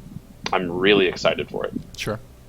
I think Because there's no way that an ad heavy fight in the next raid will be so mechanically light, like for instance Draxus was, Draxus, yeah. as a because of this tactical. There's no way that the tactical will have a more mechanically intense ad positioning than like a raid. So I'm kind of excited now. If they did the that, would be tactical gets away stupid. with it because getting caught by the droids is not a big deal, and honestly, getting shot by the boss is not a big deal because you have those Kolto things. You're never really in danger of dying. I don't think you can get away with mechanics like that in a nightmare raid without. I don't know. It's Hashtag Wildstar. I don't know. It's hard to say. This game has had telegraphs for a long time, way before WildStar was like even being talked about. WildStar is a lot different. WoW had telegraphs too. Yeah. The difference is that WildStar is very action oriented, and this game is not. In WildStar, if you're not moving basically continuously, you're not doing it right. I just want to imagine a sniper just getting out of cover, like just running around like with their head cut off, and like this is how you sniper. It's so action and movement oriented, in fact, that there was one class that didn't play like that, Esper, and people complained about it, and now Espers can move and cast. Because it didn't make sense with the rest of the game that they had to sit still and auto attack. Because everyone else is moving. Yeah. I don't know. I'm generally positive on getting any kind of new content. I won't know until I see it. I'm gonna withhold optimism until then. Let's see what else. Lana Beniko still looks weird. I have no real points to make. She just looks strange. She does. I can't really identify what it is about her that looks weird. I think she has yellow eye makeup on. That might be it. Is that it? I think she does. I'd have to get a better look at her. Alright, we can talk about 2.10 PTS now, since that's what's coming up. Or rather, it's already up. I don't know if you have played with it yet, Justin. You were really freaking out about it about a week ago. I was very unhappy with how many gigabytes of data I had to download, but eventually I finally kicked in because Carnage was being fixed. And considering I played Carnage for 2 years, I was very excited to try it out, and I have tried it out, and it plays completely differently. Carnage as a spec, as we know it, is dead. It does not play anywhere near the same. Like, the opener's different, the mid-range is different, how you handle procs of Gore, how you handle Berserk is different. How you play it, like, realistically isn't much different because the APM requirement is still roughly 50. The DPS threshold, it's a couple hundred higher than it was, but it's not going to be a reason to run Carnage over Annihilation. But they effectively completely changed a class in terms of how the spec plays when they said that they were going to be doing minor tweaks in 2.10. So I was very surprised with that. What I'm surprised by is that they touch Carnage at all. Because Marauders honestly don't need the attention.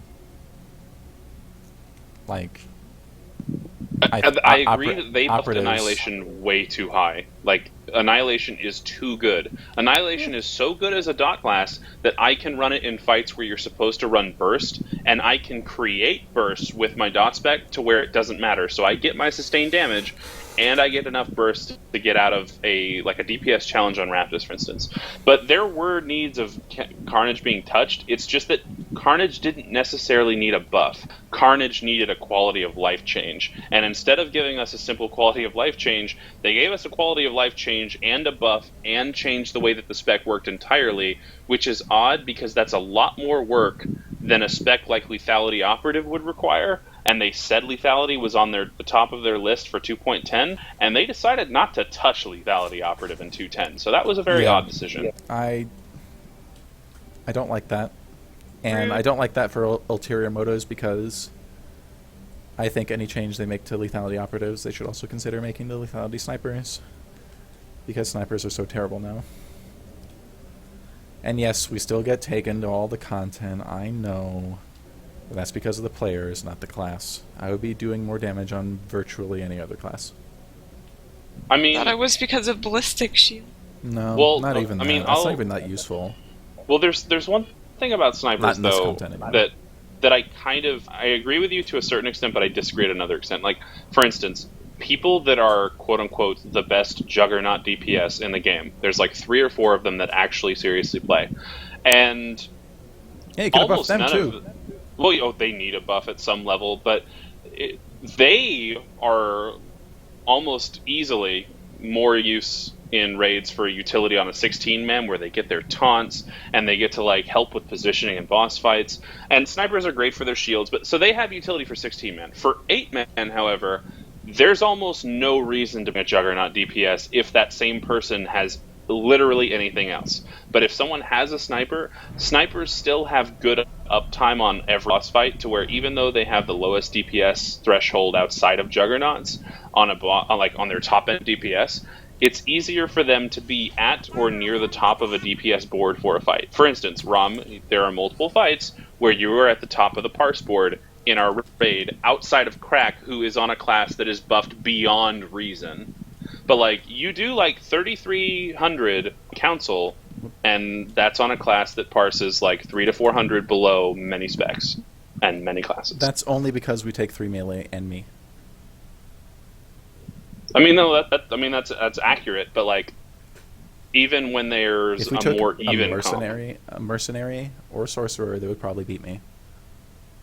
I know we've had a merc kill council, and there are a few mercs that would beat you. Like Marisi and Fascinate are doing like 34 or 3,500 on that fight. So like, yes, they would. But I mean, there are gunslingers and snipers that are doing 33 to 3,500 on council, and I mean, outside of Mace doing 3,400 on his Also, Sentinel, I mean, melee isn't really killing it unless they're kiting on a PT. Don't fall into the trap of judging all DPS by what you can do on console, because you can multi-dot on console, which heavily favors snipers.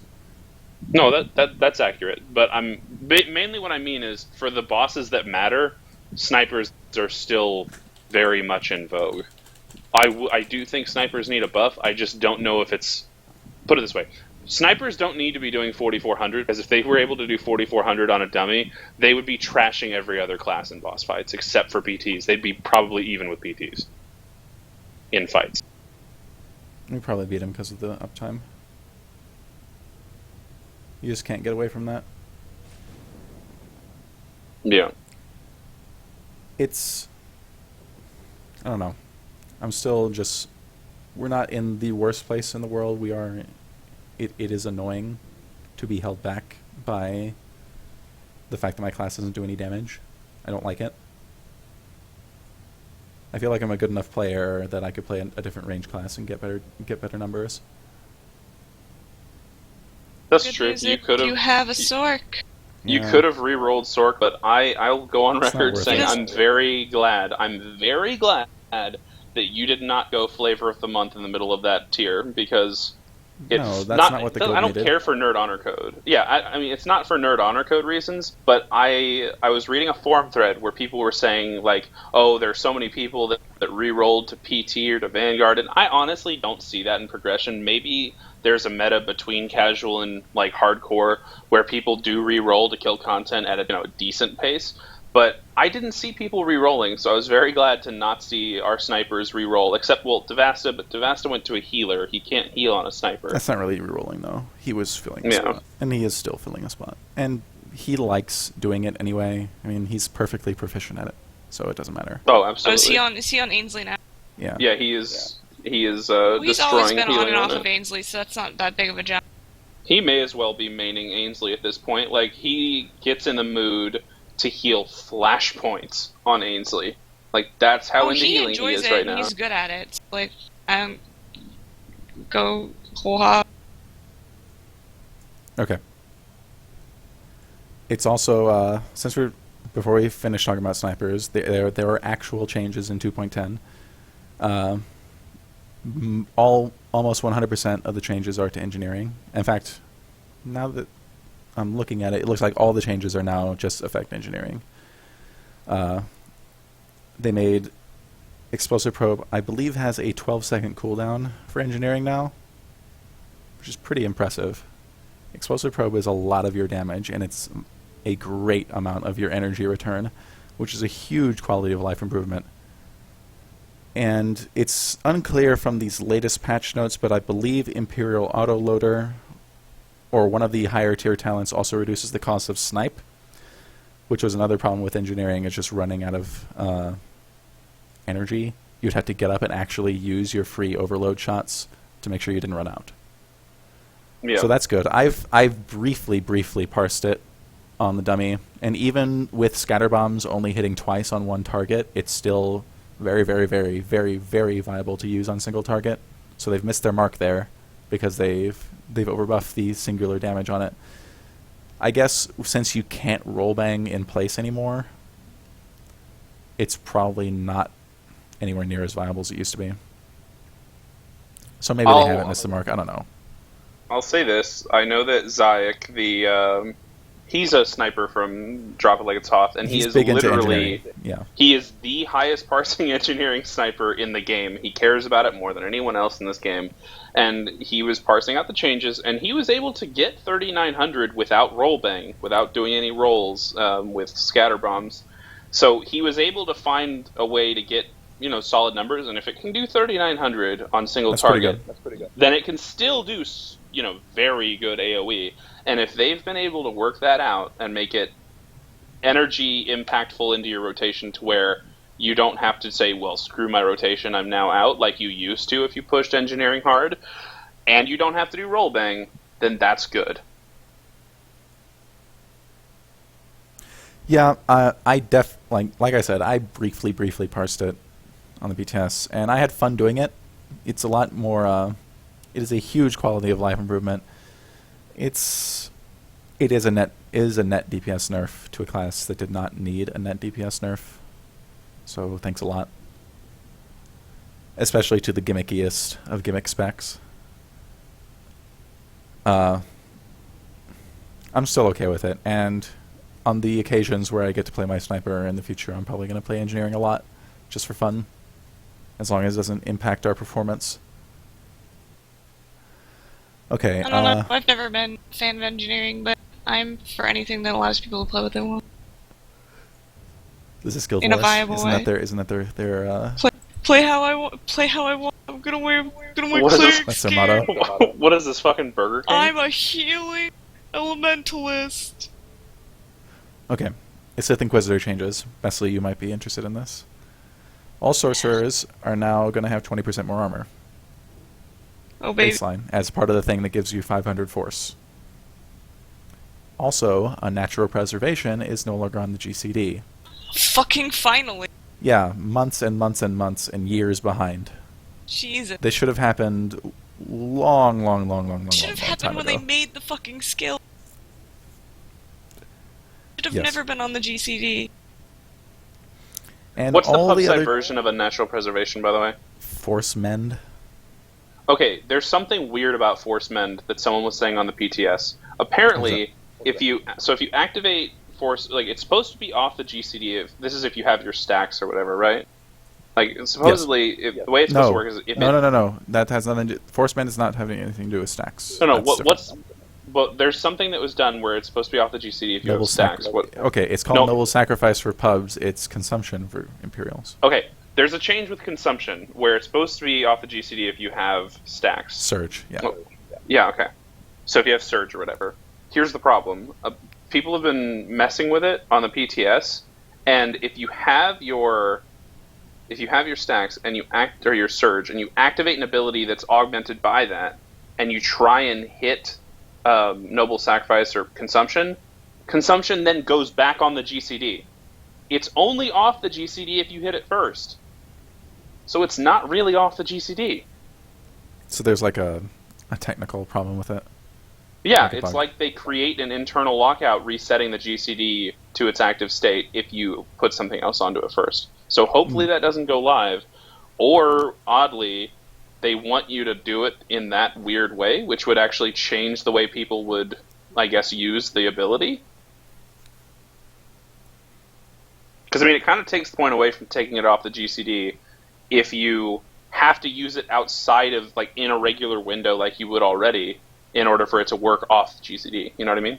Yeah. I mean, I don't know. I don't know how to Sork heal. A lot of these changes seem very, very PvP focused. In fact, I would say every change of these in this, except for maybe Unnatural Preservation, is very PvP focused. Well, Unnatural Preservation also does help in PvP, because losing a GCD to your self-heal sucks. No matter what you're playing. Yeah. Okay, that's Inquisitors. We already talked about Marauders.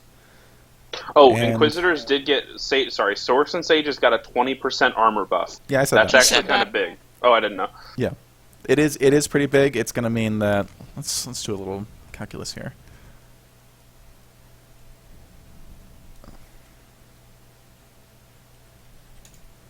Instead of 3243 armor, I'm going to have 3891.6, which will probably round up if I'm guessing right. So 3892 armor instead of 3243, which will probably bring me up to maybe 20% armor damage reduction.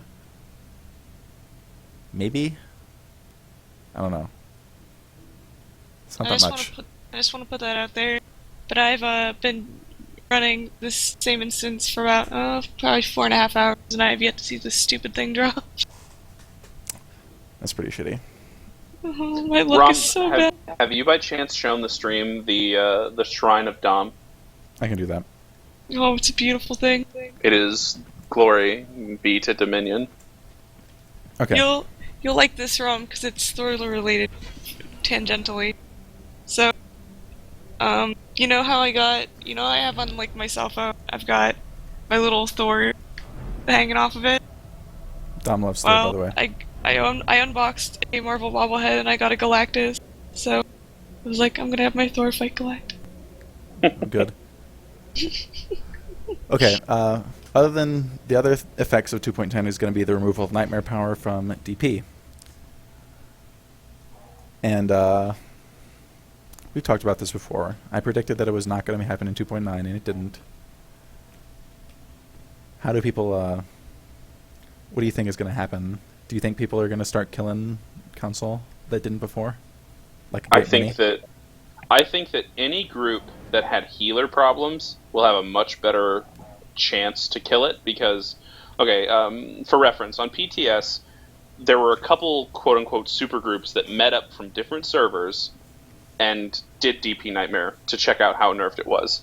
And one of the people who did it was YOLO, and he did it on his operative, a healer who he has rarely ever used before until now, who he is healing on in DP Nightmare currently. But he was able to go in and kill Council on a healer that he had never healed the fight before, and he hadn't seriously healed on his operative pretty much ever. And basically he said that it wasn't hard at all. And CAC has also done the nerf on PTS, Yeah. and he said that basically for Phase 2 of Council, like, both healers can DPS, and you can just AoE heal the raid. If that's how serious the nerf is, Oh my God. then the DPS check is going to be much more arbitrary when you have two people that are putting on damage as opposed to one of the healers putting in damage. Okay. So people are going to start getting kills, assuming their tanks aren't terrible. Because Yes, if your Phase 1 tanks and can't do 3 the are still tank about... swaps. Yeah. If you can't Phase do one the and tank 3 are all about swaps, you're tanks. screwed. And if you don't have... And there is a way to not tank swap Caltheus and Bestia without doing the HM Cheese Magenta strat. And Underworld Alliance was one of the first ones I saw that did it in 8-man, and I know Severity did it in 16, so it is a thing you can do. But even then, you do have to have at least one, competent tank. And I think one of the main issues that people have been having in Council with guilds that can't kill it is they don't have competent tanks. Because yeah, I see I would guess that I that's see many blocking a lot of threads people.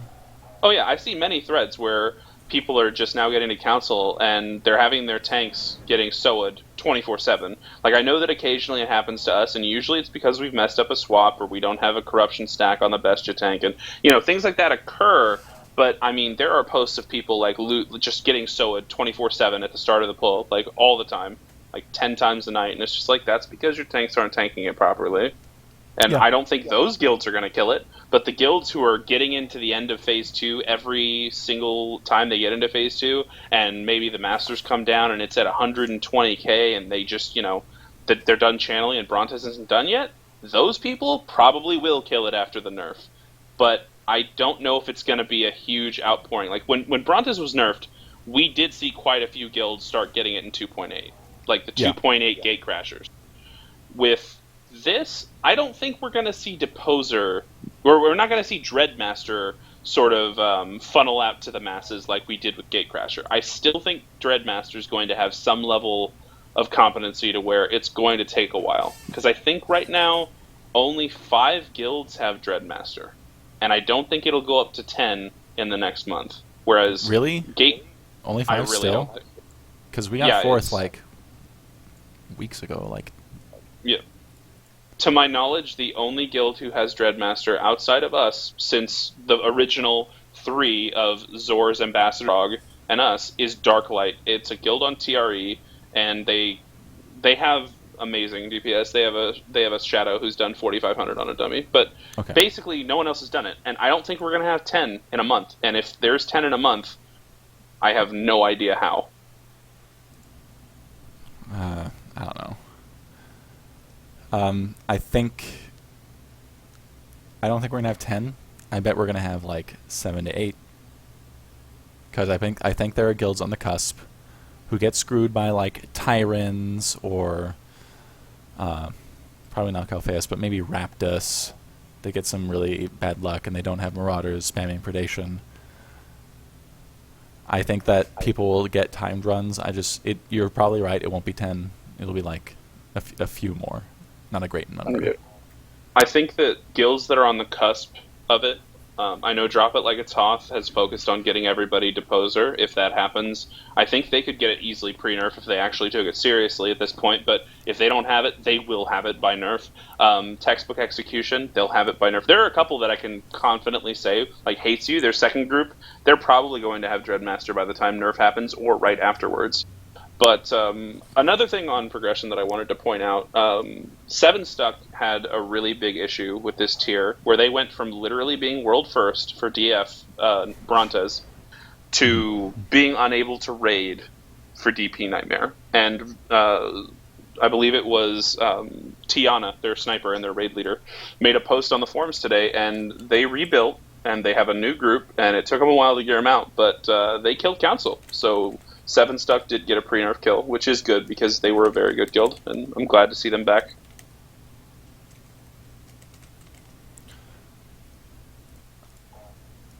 Yeah, I've actually been kind of wondering what they've been doing, because I thought they died, because, I haven't heard anything from them in a long time.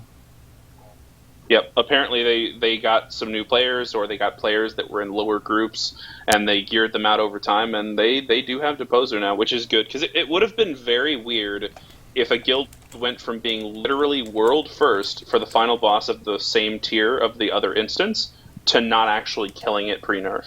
That would have been an odd situation for the state of raiding in this community, because it wouldn't have been because they weren't good enough, it would have just been raiders quit at a massive rate.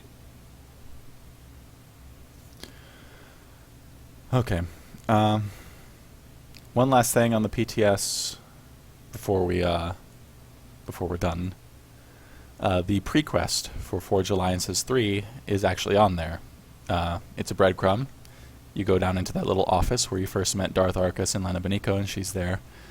She tells you that Arcus is on Rakata Prime with the wreckage of the Starforge, making his infinite army.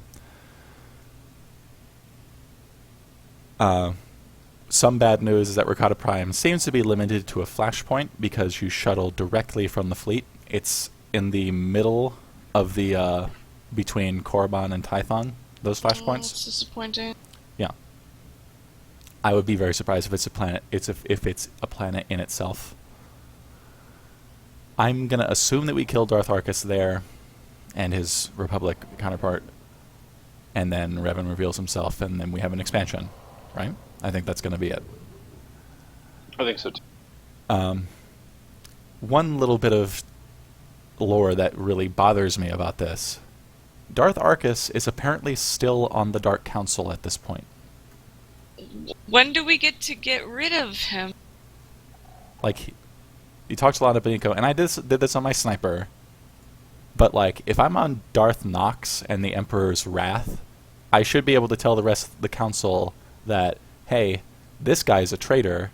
Yeah. We should kick him out and destroy all his holdings and eat him, or something. I don't know if it's the same with the Republic guy, if he's still in his position in the military with Theron Shan bad-mouthing him. Look, But I don't know. He should not be on the Dark Council anymore. That would be really fun if nobody would even like listen to Theron Shan. I'd giggle. I would Fuck be okay that with that. Fucking stupid ass faux hawk. This stupid ass fucking face sword. But yeah, that's just a minor thing I have with the lore. He should not be on the council, but it's too late now. They're probably going to release it in 2.10. Which means that we're not going to be able to test that flashpoint, unless I'm completely wrong. Because why would they test the breadcrumb in the PTS for 2.10 if they're not going to put in the actual flashpoint? I kind of hope that they don't put it on the PTS, because I would like the final aspect of, oh, now we're going to announce the big expansion. Like, this is going to be kind of the culminating event of the storyline once we get into the expansion being announced. That I don't want to know about it. I want to go into it fresh. I don't want there to be like huge leaks about it on SWTOR Minor, as much as I respect him. I don't want there to be a guide on any website, and I don't want to know. I want to go into it fresh. I think it's going to be important to the storyline. I don't know Is how it fresh really you can fresh be. and we know what's going to happen? It's there's no way it's not Revan. There's just fucking no way. So no, I get that it's Revan, but it won't be Revan at the end of the Flashpoint. No, Right? of course like, not. That's not going to be it. But I imagine that that the end of this next Flashpoint is going to lead into the greater arc of the expansion, and we don't really know what that's going to be. That's why I want this to be. Oh no! I think somewhat, the expansion fresh. is like 100% Revan centered. Oh, I agree, but we don't know the planet. We don't know like what the motivations are, what they're trying to do, how the factions are involved in it. Like, we know nothing about that right now. I mean, I guess I have guesses. I think he's still probably Space Hitler or something else weird. If they're just if he doesn't have the Founder anymore, we're probably not going to fight a bunch of Rakata stuff. I hope, because I don't really like Rakata stuff. Why do you think it's a cop-out? I think in my headcanon, galactic civilization began at Zim the Despot, and not some stupid fish aliens, or even anything before them.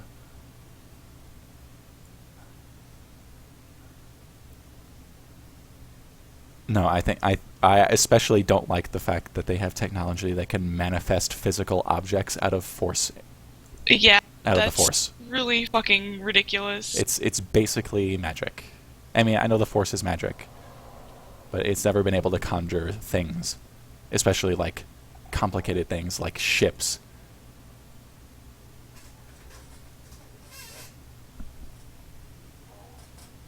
I don't know, it would be weird, and I think it's weird, and I don't like Rakata because of it.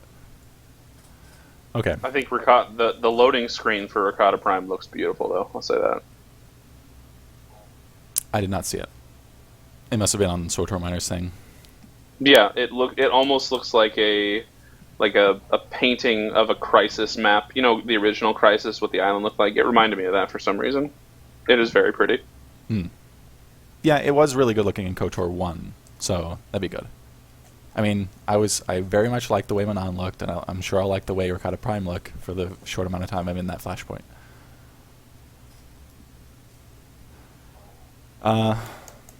The last thing I've got on the agenda is we now know what the expansion's acronym is, or allegedly.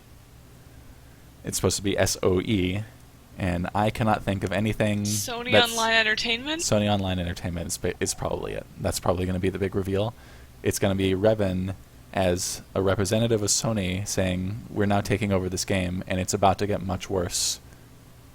New So- game enhancements! Real talk, it's called Shadows of the Empire, and it stars Dash Rendar going back in time with Prince Zizor. That'd be really terrible. I hope not.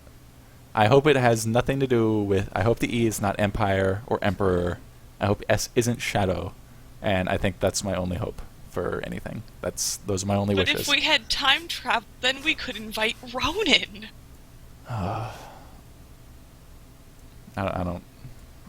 don't want time Watch travel it, either. watch it be something like really friggin' overwrought, like Sands of Eternity. Don't Or some you like stupid thing like Ronan? that. He's special because he's very magical and he has red hair! What would be kind of cool is Sons of Endor, and it's just a bunch It's of an fucking Ewok. Wookiees. It's, well, No, they're not on not it. Ewok. We are not going to have playable Ewoks. Oh my god. Well, it wouldn't be Wookiees because Wookiees from Endor. I know that's Kashyyyk. I get that, but just remember though, when George Lucas was making Return originally, he wanted Wookiees, but he didn't have the money or he couldn't He really had the money. conceptualize it. Well, no, he didn't have the money. Like it's way cheaper to put little people in Ewok outfits. No, than I Wookiee think he did the outfits. Ewok thing because he was starting to do that. We gotta have It's little for kids like this. kids. It's for kids, yeah. Well, Star Wars is a movie for kids, and the kids really love Jar Jar. There's you a know, it's really cartoon good. rabbit. Yes. I He just steps in the poopy. I don't want Empire or Emperor in the title, and I don't want the first S to be Shadow. Other than that, it's actually really hard to come up with an acronym. So it's probably gonna have something I don't want in it.